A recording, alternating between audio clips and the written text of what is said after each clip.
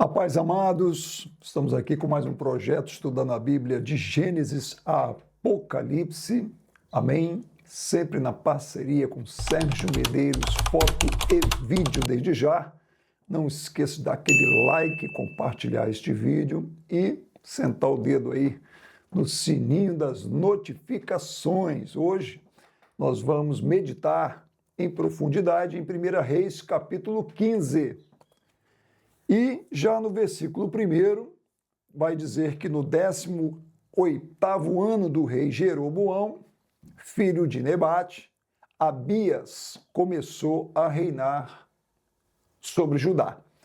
Então vamos entender que enquanto Jeroboão está reinando no Reino do Norte, não vamos esquecer que nós estamos, 1 Reis 15, com o Reino de Israel dividido, a nação de Israel dividida, de maneira que no norte as 10 tribos estão sendo chamadas de Reino do Norte e as 2 tribos do sul estão sendo chamadas de Reino de Judá. Então, no norte, o rei Jeroboão. E agora, no sul, Abias começa a reinar, ok? E ele reina apenas 3 anos. 3 anos. O nome da sua mãe é Maaca, filha de Absalão. Filha de Absalão. Então, o pai de Abias, que é o rei Roboão, que era filho de Salomão, neto do grande rei Davi, foi o primeiro rei de Judá após essa separação das 10 tribos do norte, né? Porque separou com Roboão e depois ele, filho de Roboão, passou a reinar o sul. Por outro lado, Maaca, a mãe de Abias, é descrita como filha de Absalão, em algumas passagens bíblicas, como aqui nós estamos em 1 Reis, capítulo 15, versículo 2. Mas lá em 2 Crônicas, que é um paralelo dessa passagem, tá? Vai dizer que é filha de Uriel de Gibeá. Então parece que é uma contradição, mas não há contradição nenhuma, tá? Porque a gente tem que entender que há uma possibilidade de que essa Maaca possa, na verdade, ter sido filha de Tamar e Uriel de Gibeá. Portanto, ao invés de ser filha de Absalão, ela é neta de Absalão. Inclusive, o historiador Flávio Joséfo, ele confirma que Roboão se casou com uma parente, neta de Absalão. E também é comum nos textos bíblicos a palavra filho, muitas das vezes denotar o neto, tá? Para localizar um ancestral mais importante de uma determinada linhagem. Então não há nenhuma contradição aqui, ok? E vai dizer aqui no versículo 3 que ele andou em todos os pecados que o seu pai, no caso o Roboão, tinha cometido antes dele, e o seu coração não foi perfeito para com o Senhor seu Deus, assim como foi Davi. Enfim, então por que é que ele está assumindo o reinado em Judá se ele não andou, né, nos caminhos do Senhor? O versículo 4 vai dizer a razão. É porque Deus, ele tem uma aliança com Davi, e aí a palavra do Senhor vai dizer o seguinte, que o Senhor Deus, ele não quer que a lâmpada de Jerusalém se apague, né? O que quer dizer isso? Davi tem uma descendência, e dessa descendência veio Salomão, de Salomão veio Roboão, e agora veio esse Aías, ok? De maneira que Deus, por amor a Davi, não a Roboão, não a Aías, tá? Ele está mantendo, tá bem? Esse reinado, tá? Esse reinado. Aías não, perdoe, Abias, tá? Então, o reinado de Abias, ele vai acontecer, se nós datarmos, né? Vai acontecer entre 913 a 911 antes de Cristo. E ele reinou apenas 3 anos, Mas nós vamos ter informações lá em 2 Crônicas, capítulo 13, versículo 21, que ele teve 14 esposas. O quê? É exatamente isso. 14 esposas, né? Então, percebe-se que há quase que uma maldição hereditária, né, irmãos? Porque Salomão teve 700, 300 concubinas. Roboão também não ficou para trás. E esse camarada, com 3 anos de reinado, já tinha 14 mulheres. Misericórdia, né? 22 filhos e 16 filhas. Imagina um negócio desse, tá? É o Abias. E um desses filhos que a gente vai conhecer chama-se Asa. Aí sim, nós vamos nos deparar com um grande rei de Judá, mas isso nós vamos ver um pouco mais à frente, ok? Então, Davi tinha feito o que era reto aos olhos do Senhor, versículo 5, não se desviou dos caminhos do Senhor, e é interessante que o capítulo 15 de Reis, versículo 5, não esconde o pecado de Davi, porque no finalzinho vai dizer assim, se não só naquele negócio do Urias, o Eteu, quer dizer, naquele adultério que ele cometeu com a Batseba, esposa de Urias. Então, a palavra de Deus não vai esconder, vai dizer que Davi andou no caminho do Senhor, vai dizer que Davi, ele vivia reto aos olhos do Senhor, vai dizer que Davi era um homem segundo o coração de Deus, mas não vai esconder o seu pecado, tá ok? E aí, mas por que então diz que ele andou reto aos olhos do Senhor? Porque Davi tinha um coração quebrantável, de maneira que quando ele pecou e confrontado pelo profeta, ele se arrependeu genuinamente, verdadeiramente. É isso que Deus espera encontrar em nossos corações. Amém, amados? E no versículo 6 vai dizer que houve guerra entre Roboão e Jeroboão durante todos os dias da sua vida. Inclusive, no reinado de Abias também vai haver guerras entre o reino do norte e o reino do sul. De maneira que o texto, lá em 2 Crônicas 13, toda hora você vai me ver mencionar 2 Crônicas. Por quê? Porque esses livros de reis e crônicas, eles estão correlacionados, tá? Compartilhando quase que as mesmas histórias dos reis de Israel e de Judá. Então não há como você estudar reis sem consultar também o livro das crônicas dos reis de Israel e de Judá. Por isso que a gente vai estar sempre aqui trabalhando com os dois livros ao mesmo tempo. Então a gente vai ver lá em 2 Crônicas, no capítulo 13, que houve uma batalha, e de acordo com esse relato, o rei Abias, esse Abias, filho de Roboão, ele tinha um exército de 400 mil homens, mas ele vai confrontar o exército de Jeroboão, que tinha 800 mil homens, o dobro do exército que ele tinha.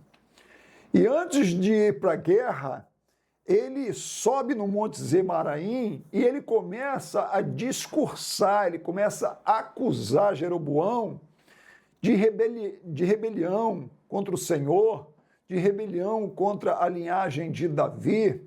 Abias, ele começa a enfatizar o fato de que lá no sul havia verdadeira adoração, lá estava o templo, os verdadeiros sacerdotes da linhagem de Arão, os levitas, estavam lá no sul, enquanto que no norte haviam falsos profetas ordenados por Jeroboão de qualquer maneira, homens da pior espécie, né? Então ele começou a fazer esse discurso contra Jeroboão, o rei de Israel. Ele vai declarar que Deus estava com Judá e que, embora o seu exército tivesse 400 mil homens para lutar contra os 800 mil do norte, mas Deus lhe daria a vitória, porque eles estavam servindo a Deus de forma correta, reta e verdadeira.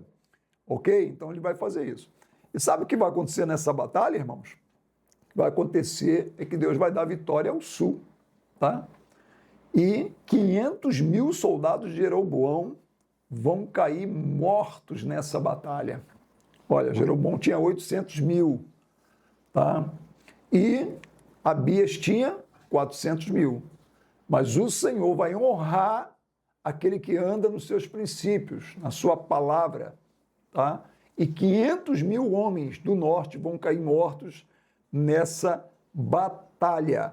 E aí Abias vai capturar as cidades de Betel, de Gesana, de Efron, e vai consolidar ali o seu poder, tá?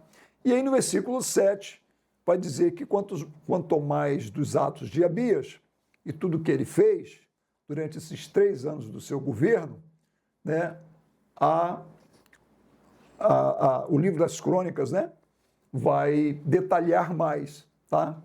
E que Abias teve momentos de guerra contra Jeroboão. E aí Abias morre, versículo 8, vai ser sepultado lá na cidade de Davi. E quem é que vai governar no seu lugar? Um homem chamado Asa. Tá? Então, daqueles 14 filhos que ele tem, um deles vai governar e vai assumir o governo no seu lugar. E chama-se Asa. A partir do versículo 9, então, o texto vai dizer que Jeroboão continua governando lá em Israel, tá? E aí o Asa começa a reinar quando, no 20º ano que Jeroboão está governando no norte, o rei Asa começa a reinar no sul. Versículo 10 vai nos informar que o rei Asa, ele governa durante 41 anos em Jerusalém. Então, enquanto seu pai, Abias, reinou apenas 3 anos, ele reinou 41 anos. Tá? E aí, no versículo 10, né, algumas pessoas podem equivocadamente dizer que a Bíblia está em contradição, porque o versículo 10 vai dizer que a sua mãe se chamava Maaca, filho de Absalão. Ora, mas o texto diz que Abias, a mãe de Abias, era Maaca, filha de Absalão. Como é que o texto está dizendo que a mãe de Asa era Maaca, filha de Absalão? Então, na verdade, a Maaca era a avó de Asa, tá ok? Por conta daquilo que nós já falamos, né, no início desse estudo, tá? Então, muitas das vezes, você denominava uma avó como se fosse uma mãe, denominava um avô como se fosse um pai, tá ok? Então, na verdade, a Maaca, ela era a avó de Asa. Na verdade, a mãe de Asa era Tamar, tá? E Asa, ele faz o que é reto aos olhos do Senhor. E por que ele faz o que é reto? Está lá no versículo 12, tá? Ele começa, a primeira coisa que ele acaba, isso no reino de Judá, irmãos, tá? A primeira coisa que ele acaba é com aqueles cultos promíscuos, sodomitas, que está escrito aí na sua Bíblia, que era aqueles cultos com prostitutas e prostitutos rituais. Eram rituais de bacanais, de prostituição, que eram feitos a deuses pagãos, e ele acaba com aquilo. E ele remove todos os ídolos que os seus pais no passado, o Abias, o Roboão, e inclusive o Salomão, no final do seu governo, quando ele se envolveu com aquela mulherada toda de vários povos estrangeiros ao redor de Israel, ele acaba com aqueles ídolos todos, ele remove aquilo tudo, por conta, nós vamos saber, lá em Crônicas, aí nós temos que ir lá para Crônicas, né? Que você deve estar pensando assim, poxa, Salomão adorava deuses, Roboão, né, de repente, vai pegar esse mau exemplo do seu pai Salomão e também se prostra diante de Deus. E Abias faz a mesma coisa. Por que o Asa, ele toma repentinamente uma atitude assim diferente? Porque o Asa teve uma grande experiência com Deus, tá? De um grande livramento que daqui a pouco nós vamos falar aqui. Grande livramento que Deus operou na vida dele, de um livramento contra um ataque de um rei cuxita, de um rei etíope, que veio com 1 milhão de soldados contra ele, tá ok? E Deus deu a ele a vitória. E a partir daí, ele se posiciona diante de Deus e ele começa, então, a remover esses ídolos. Inclusive, ele destitui a sua avó Maaca do posto de rainha, versículo 13. Por quê? Porque ela tinha feito um ídolo, um Azerá, e ela tinha uma influência muito grande ali na nação, né, no Reino do Sul, e ele destitui ela, tá ok? E ele desfaz esse ídolo, ele destrói esse ídolo, queima e joga tudo lá no Ribeiro de Cedron. O Ribeiro de Cedron, quando você for lá em Israel, o Ribeiro de Cedron, ele, na maioria das vezes, ele está seco, tá? Esse ribeiro. Ele só enche quando, na ocasião da cheia do Rio Jordão, aí é o momento em que o Ribeiro de Cedron recebe ali as águas do Jordão. Então, esse ribeiro fica ali no Vale do Cedron, que é entre a cidade de Jerusalém e o Monte das Oliveiras. Tá? Então, chama-se Vale do Cedron. E ali tem um pequeno ribeiro que, na maioria das vezes, fica seco ali. Tá? Inclusive, lá em 2 Samuel, diz que Davi, quando ele foge de Jerusalém, fugindo da rebelião do seu filho Absalão, ele passa ali no momento em que o ribeiro tem água, né? Então ele passa por ali, com seus pés no chão, né? Inclusive o nosso próprio Senhor Jesus, João capítulo 18, versículo 1, ele atravessa ali o Vale do Cedron várias vezes em que ele vai a Betânia, ele quando volta para Jerusalém, ou quando de Jerusalém vai a Betânia, tem que atravessar aquele Vale do Cedron, descer a Jerusalém, passa no Vale do Cedron, sobe o Monte das Oliveiras, ou Getsemane, né, que é o mesmo lugar, e segue, e 3 quilômetros depois você está na cidade de Betânia.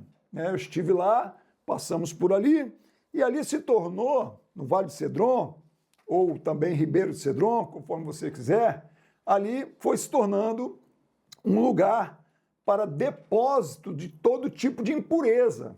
Está lá em 2 Crônicas, capítulo 29, versículo 16, capítulo 30, versículo 14. Então, todo tipo de impureza jogavam lá nesse ribeiro de Cedron. No tempo de Josias, o grande rei Josias, que fez um avivamento em Israel, ele transformou aquela região num cemitério. Passou a ser o cemitério da cidade ali, o Vale de Cedron, que está lá até hoje. Tá? Quando você vai a Israel hoje, você vê ali no Vale de Cedron, tá? O cemitério, tanto israelita, de um lado, quanto o cemitério muçulmano do outro. Está lá. Você vê até hoje uma visão, quando a gente chega ali no Getsemane, ou no Monte das Oliveiras, né? Você vê a grande cidade velha de Israel, de Jerusalém, né? Vê a Jerusalém e a cidade velha murada. Então você vê ali também, no Vale de Cedron, os cemitérios, né, tanto o muçulmano quanto o israelita, tá certo? Então, o grande rei Asa, ele faz isso. Ele remove todos esses ídolos por conta daquilo que Deus operou de forma extraordinária na sua vida.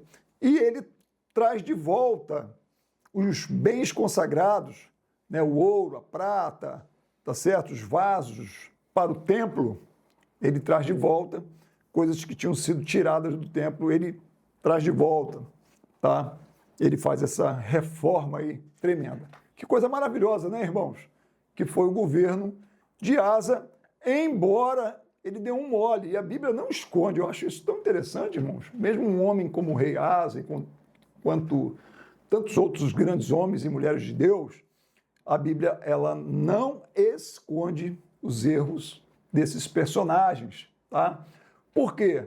Porque Deus deu um grande livramento, como nós já falamos aqui, que foi a vitória sobre o rei de Zerá, né? Que veio com 1 milhão de soldados.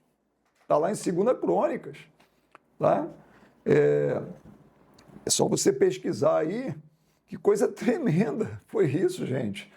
E aí agora, quando Baasa morre Jeroboão e o filho dele começa a reinar, o Nabote, né?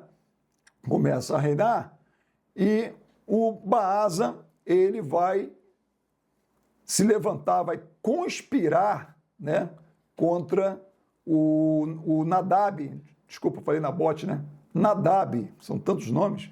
Então, o Nadab, filho de Jeroboão, começa a reinar na morte de Jeroboão e reina pouco tempo, 2 anos. E aí o Baasa se levanta, conspira e mata ele e assume.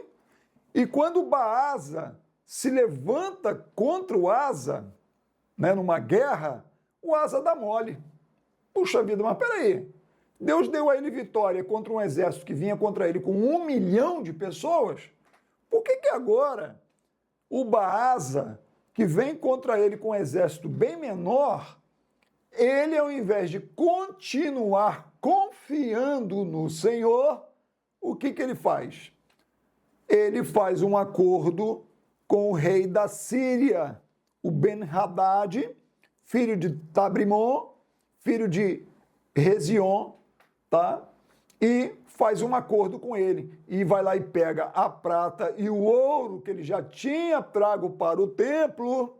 Ah, irmãos, e com esse ouro, com essa prata, ele paga esse acordo com o rei da Síria para receber do rei da Síria a promessa de quebrar a aliança que o rei da Síria tinha com Baasa, rei do norte, e fazer aliança com ele, Asa, rei do sul. Tudo bem? E aí, o cara é um maior mercenário, o que ele quer é ouro e prata mesmo, quem pagar mais vai ter o acordo dele, a aliança dele. Ele faz esse acordo com Asa e ataca o reino do norte, de maneira que o Baasa, quando está atacando Asa, ele tem que parar com aquela guerra, porque já o rei da Síria está atacando ele. Tá ok? E isso não agradou os olhos de Deus, não. Tá bom? Não agradou os olhos de Deus. Deus não ficou satisfeito com isso aí, de jeito nenhum. Porque, ora, se Deus está dando livramento ao Asa, por conta do seu coração ser reto, por conta do seu coração ser verdadeiro, por conta dele estar removendo aqueles ídolos, acabar com aqueles cultos promíscuos, ele está tomando um posicionamento diante de Deus. Deus dá um livramento a ele, destrói um exército que vem contra ele com 1 milhão de soldados. Agora ele deixa de confiar no Senhor? E Deus levantou um profeta chamado Hanani, que foi lá confrontá-lo, dizendo: ué, por que você deixou de confiar no Senhor? Deus te deu um livramento muito maior. E sabe o que ele fez com Hanani, irmãos? Ele pegou o Hanani e prendeu num tronco. Ah, irmão, não faz isso não. Contra um profeta de Deus, um profeta que vai estar levando a palavra do Senhor, não faça isso. Pois ele fez. Ele prendeu o profeta no tronco, se aborreceu com o profeta, tá? Se levantou contra o profeta, e aí, infelizmente, está lá em 2 Crônicas, capítulo 16, eu acho que vale até a pena a gente dar uma olhadinha aqui, rapidamente, que já estamos encerrando esse capítulo, porque é importante a gente frisar, né, que a gente deve permanecer em confiar no Senhor, porque às vezes a gente começa bem, irmãos, e termina mal. É o caso de Asa. Tá? Então, se você está caminhando bem no caminho do Senhor, não se desvia não, meu irmão. Fica firme. Se Deus já é contigo até agora, Ele vai continuar sendo. Tem pessoas que Deus o tempo inteiro está honrando, abençoando, sustentando, prosperando. Em algum momento parece que, sei lá, dá assim né? E ele começa a ficar com medo, ansioso, preocupado, achando que Deus vai falhar. Eu não sei o que acontece. E essa pessoa já começa a agir de diferente maneira, ao invés de continuar confiando no Senhor. Foi o que aconteceu aqui com o Asa. Então, lá em 2 Crônicas, no capítulo 16, no versículo 7, ó, tá vendo? Naquele mesmo tempo veio Hanani, o profeta, a Asa, rei de Judá, e disse-lhe: por que tu confiaste no rei da Síria? Por que tu foi fazer esse acordo lá com o rei da Síria e não confiaste no Senhor teu Deus? O exército do rei da Síria escapou das tuas mãos. Tá? E aí lá no versículo 10, do capítulo 16 de 2 Crônicas, vai dizer assim, porém Asa se indignou, não gostou de ser confrontado não, tá? A vaidade subiu, né? Seu coração, ele não gostou de ser confrontado não. Pegou o profeta, ó, lançou ele na casa do tronco, amarrou o profeta lá no tronco, tá ok? E aí, sabe o que aconteceu? No versículo 12, ele caiu doente, o rei Asa, que estava andando direitinho no caminho do Senhor, caiu doente dos pés, deu uma doença lá nos pés dele, no 30º ano do seu reinado, tá? E essa doença nos pés cresceu ao extremo, diz o texto aqui, de tal forma que na sua enfermidade ele não buscou o Senhor. Olha como é que subiu a cabeça de Asa, a sua vaidade, a sua arrogância. Mesmo na doença, ele não buscou o Senhor. E o versículo 13 vai dizer que por conta disso, essa doença vai se agravar e ele vai morrer, tá? Por conta dessa doença. Então, amados, nós já estamos assim encerrando, tá, este capítulo e dizendo que nós aprendemos muito aqui. Aprendemos muito aqui. Sobretudo, nós aprendemos, tá, que Deus é fiel, amém? Deus é fiel e Ele sempre há de honrar aqueles que andam nos seus caminhos, ok? E quanto à casa de Jeroboão, tá, que se desviou completamente da presença do Senhor, não somente ele, mas também o seu filho Nadab, também que foi outro, também que reinou 2 anos, mas também se desviou totalmente da casa do Senhor, tanto quanto Baasa, que conspirou e matou o filho de Jeroboão e assumiu o reinado do norte, né? E também se desviou do caminho do Senhor e ainda veio atacar o reino do sul, tá? Deus se levantou contra esses homens e cumpriu aquela promessa feita de acabar com a descendência de Jeroboão. Quem ele usou para isso? Esse Baasa aí, que conspirou contra o filho de Jeroboão. O cara matou todo mundo, irmãos. Matou todo mundo, passou, como diz na gíria, o cerol, né? Em toda a família de Jeroboão, de maneira que não ficou ninguém. Matou todos os filhos de Jeroboão, netos e etc. Então, conforme havia uma promessa de que Deus ia exterminar com a família e a descendência de Jeroboão por conta dos pecados que ele cometeu fazendo aqueles 2 bezerros de ouro, né, em Betel e Dan, certo? Levando o povo de Israel do norte a pecar terrivelmente contra o Senhor. Ok, irmãos? E assim, então, nós estamos encerrando o estudo desse dia, desta quinta-feira, aguardando você, né, para que você aperte aí o dedo no sininho das notificações, para que você consulte os estudos que talvez você não tenha acompanhado, amém? E esteja atento, porque toda quinta-feira nós estamos aqui compartilhando a Bíblia inteira, de Gênesis a Apocalipse em profundidade, amém? E que você possa compartilhar isso com todos os seus amigos e irmãos. Beijo no coração, um forte abraço e que Deus lhe abençoe. Amém? Fique na paz.